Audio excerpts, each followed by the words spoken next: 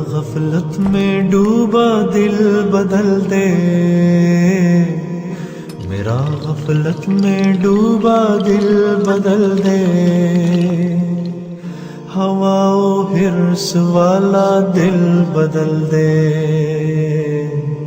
میرا غفلت میں ڈوبا دل بدل دے،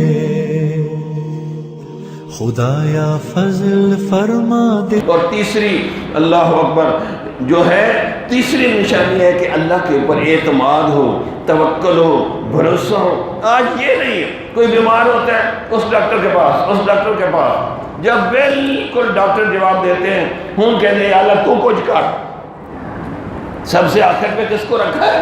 اللہ کو رکھا ہوا ہے۔ بھئی جب آخر پہ اللہ کو رکھا ہے تو مدد بھی اتنی آئے گی۔ اگر تم بیمار ہوتے تو کہتے یا اللہ یہ بیماری بھی تیری طرف سے آئی ہے، شفا بھی تو دے گا، دوائی کے اندر شفا نہیں ہے، تیرے حکم کے اندر شفا ہے۔ یا اللہ میں دوائی بھی تیرے نبی کی سنت سمجھ کے کھا رہا ہوں، یا اللہ شفا تو نے دینی ہے۔ تو 2-4 گولیوں سے آپ کو آرام آ جاتا۔ جب ساری دنیا کے دھوڑ میں ہاتھ مار دیں، اس ڈاکٹر اس ڈاکٹر سب کو دیکھ کے جب آرام نہیں آتا تو اب اللہ کے در پہ آ گئے، تو نہیں بھائی، جب اللہ کے در پہ آپ شروع میں ہی آ جائیں گے تو انشاءاللہ اللہ تعالیٰ جو ہے اس قرآن کے ذریعے، اس اللہ پر اعتماد، توکل کہتے ہیں اللہ پر بھروسہ، اعتماد کے ذریعے اللہ تعالیٰ آپ کو وہ کچھ اللہ آپ کی مدد کرے گا جو آپ نے کبھی سوچا بھی نہیں ہوگا۔ کئی لوگ کہتے ہیں ہم جی دعا کرتے ہیں اللہ کی مدد نہیں آتی۔ میں نے کہا اللہ کی مدد آتی ہے، آپ کو نظر نہیں آتی۔ کئی دفعہ ایکسیڈنٹ ہونے والا ہوتا ہے، ایسے بندہ بچ جاتا ہے کہ حیران ہوتے ہیں کہ میں بچ کیسے گیا۔ اسی طرح کئی دفعہ ایسا ہم نے دیکھا کہ بالکل کچھ نہیں ہے، کوئی بندہ آتا ہے کہ جی زبردستی کہتے ہیں کہ کھانا کھاؤ میرے ساتھ۔ کئی جگہ آپ موڈ نہیں ہوتا آپ کے کھانا کھانے کا، اللہ آپ کو کھلاتا ہے۔ تمہیں کوئی مجھے آگے کہے حضرت دعا کو بولنی ہوتی، یہ نہیں ہو رہا، وہ نہ ہوتا، میں آگے سے قرآن کا یہ حصہ پڑھتا ہوں، وَلَقَدْ نَصَرَكُمُ اللَّهُ فِي مَوَاطِنَ كَثِيرًا، بے شک اللہ نے کثیر جگہ پہ تمہاری پہلے بھی مدد کی ہے، آئندہ بھی مدد کرے گا۔ ذرا صبر سے کام لو، ان اللہ مع الصابرین، اللہ صبر والوں کے ساتھ ہے۔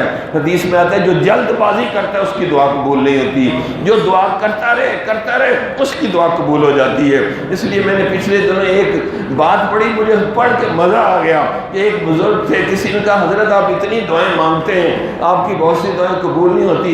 کہا میں اللہ سے کوئی بیوی بچے دنیا مانگنے کے لیے دعائیں نہیں کرتا، میں تو اپنی بندگی کے، اپنی غلامی کے اظہار کے لیے دعائیں کرتا ہوں۔ دعا قبول ہوتی ہے ہو، نہیں ہوتی ہے نہیں ہو، ہم تو اللہ کے وفادار ہیں، غلام ہیں، ہم نے تو دعا مانگنی ہی مانگنی ہے۔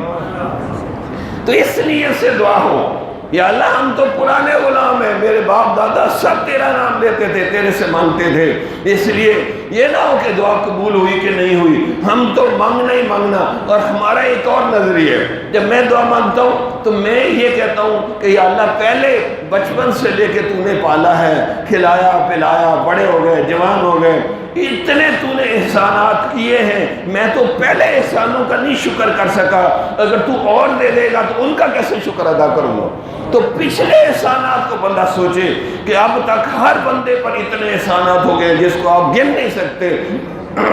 ان تعدوا نعمت اللہ لا تحصوها، اللہ کے اتنے احسانات ہیں ہر بندے پہ کہ گن نہیں سکتے۔ ایک دفعہ میں بیٹھا تھا، دل میں آیا یار میں نے بہت اللہ کا شکر ادا کر دیا ہے، اب بس کرو۔ تو دل میں اللہ نے یہ بات ڈالی، نہیں، قلیل من عبادی الشکور، میرے بندوں میں بہت تھوڑے ہوتے ہیں جو صحیح شکر ادا کرتے ہیں۔ پھر اللہ نے القاء کیا کہ یہ جو تمہیں سانس آ رہا ہے اس کا شکر ادا کیا۔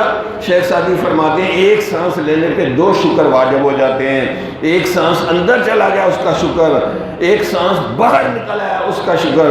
اگر سانس اندر نہ جائے پھر مصیبت ہے، اگر سانس اندر سے باہر نہ نکلے پھر مصیبت ہے۔ اگر سانس کی اہمیت سمجھنی ہے تو ہسپتالوں میں جاؤ، جن کو ٹوٹیاں لگی ہوئی ہیں سانس کی، ان سے پوچھو کہ سانس لینے پہ 5 لاکھ بل آ جاتا ہے کہ آپ نے ہماری مشین سے سانس لی ہے، 5 لاکھ جمع کراؤ۔ اور یہاں ہم سانس لے رہے ہیں، سو رہے ہیں، جاگ رہے ہیں، کھا رہے ہیں، ہمیں کوئی تکلیف ہی نہیں ہے، سانس آٹومیٹک چل رہا ہے۔ تو اس کا کتنا اگر ہم اس کا بل دینے لگے تو سانس کا بل نہیں ادا کر سکتے۔ یقین کریں یہ کتنا بڑا اللہ کا احسان ہے. تو اس لیے جو اللہ پہ اعتماد کرتے ہیں وہ ہر وقت اللہ کا شکر ادا کرتے ہیں.